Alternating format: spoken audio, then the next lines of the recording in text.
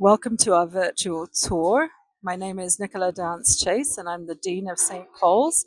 And we're here today to show you our Undercroft as it is in the midst of its revitalization, which began some months ago with different aspects of the project. But we're now at the point where the HVAC has been completed.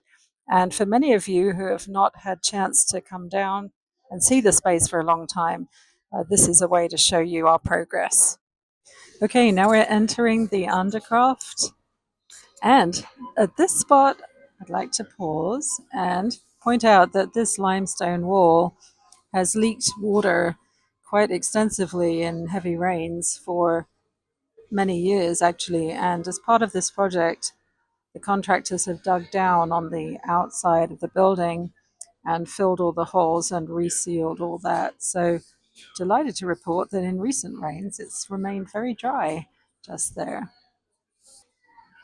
Now we enter the Undercroft itself, and I think the first thing you will notice if you haven't been here for a long time is that the drop ceiling has been taken away, and what we hope to do is recover the full height and the nice proportions of this room with a higher ceiling.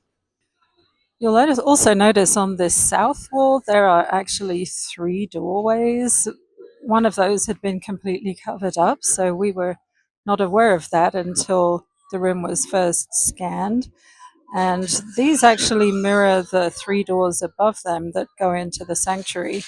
And we're hoping to make a nice artistic feature out of these. There are arched tops to these doorways, and we think they could be an attractive feature in the new space.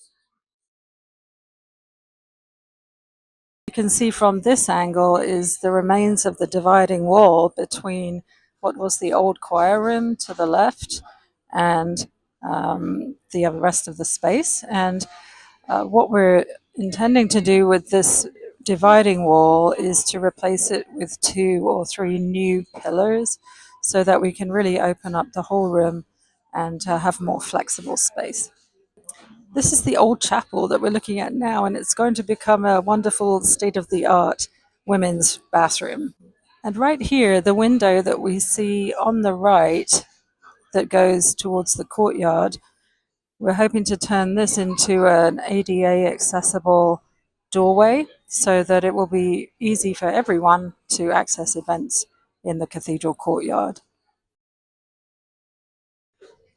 What we can see here is the brand new ductwork. At this point in time, when this movie was captured on December 6th, all of the ductwork is now in place for the new heating and cooling system. And that had to be largely reconfigured so that we can raise the ceiling height. You'll also see a lot of electrical cables that will be recessed in the new ceiling when that is completed.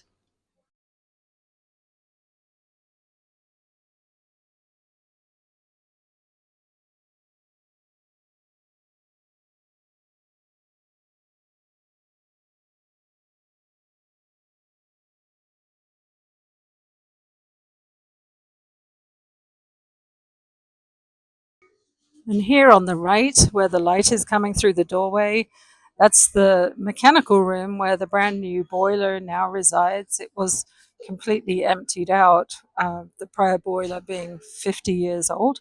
And so that is all brand new and state of the art in terms of energy efficiency.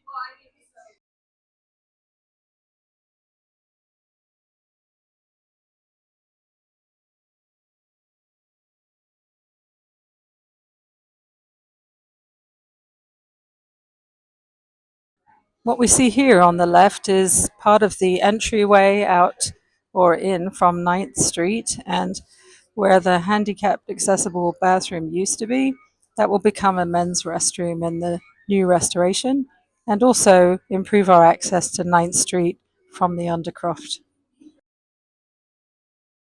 I think looking around at all the equipment here reminds me of the time in December of 2023 when this work began in earnest with the removal of the asbestos tiles on the floor and other components that contained asbestos.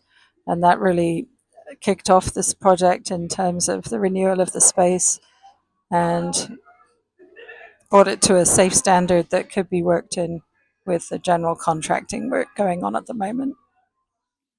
Thank you for taking time to come with us on a virtual tour of the 1885 building Undercroft. I want to say a warm thank you to everyone who has made a pledge or a commitment to support the financial side of this project. And if you are still waiting for the right moment to do that, I encourage you to do it soon.